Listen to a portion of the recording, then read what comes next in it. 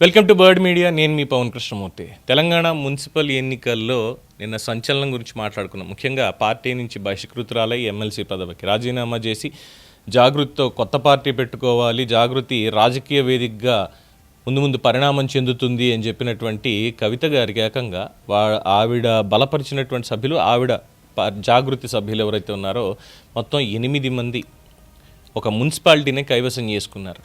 అది కూడా all India forward bloc party తరఫున. సో ఇది చెప్పారు. చెప్పిన తర్వాత మరి అక్కడ ఎవరికి నచ్చిందో ఎవరికి నచ్చలేదో తెలియదు, కానీ చాలామంది ఏంటంటే అమ్మో కవిత ముందడుగేసింది అనేటువంటి మాట అన్నారు. ఫైన్, ముందడుగేసింది అనుకుంటే ఆదిలోనే హంసపాదులాగా ఇంకొక ఆసక్తికరమైనటువంటి పరిణామం ఇప్పుడు చోటు చేసుకుంది. జోబులాంబ గద్వాల జిల్లా వడ్డేపల్లి మున్సిపాలిటీలో తెలంగాణ జాగృతి అధ్యక్షురాలు కవిత మద్దతు పలికినటువంటి ఆల్ ఇండియా ఫార్వర్డ్ బ్లాక్ పార్టీకి చెందినటువంటి అభ్యర్థులు మొత్తం 10 వార్డులకి 8 వార్డుల్లో సింహం గుర్తు మీద గెలిచి సంచలనం సృష్టించడం జరిగింది. దీని మీద కవిత విజయం సాధించేసింది, ఇంకోటి అది అన్న దగ్గర పాపం కవితకే షాక్ ఇచ్చారు.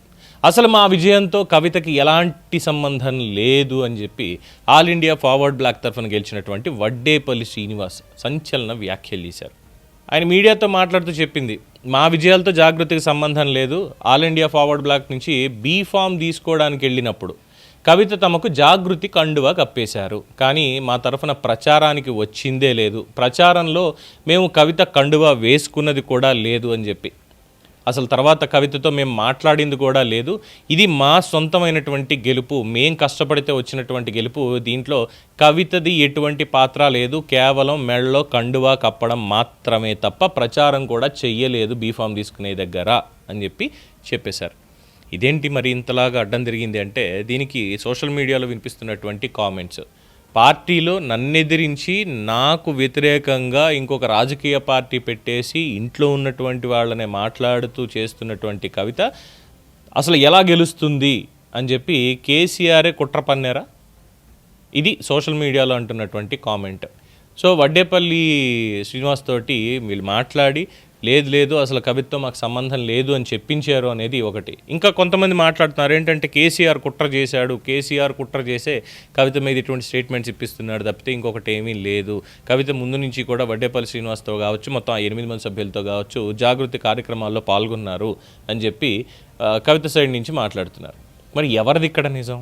అతనేమో మీడియాతో మాట్లాడుతూ ఇది మేం కష్టపడితే వచ్చినటువంటి గెలుపు, అసలు మాకు ప్రచారం కూడా చేయనటువంటి వ్యక్తి ఈ గెలుపు వాళ్ళదే అని చెప్పి ఏ విధంగా క్లెయిమ్ చేస్తారు?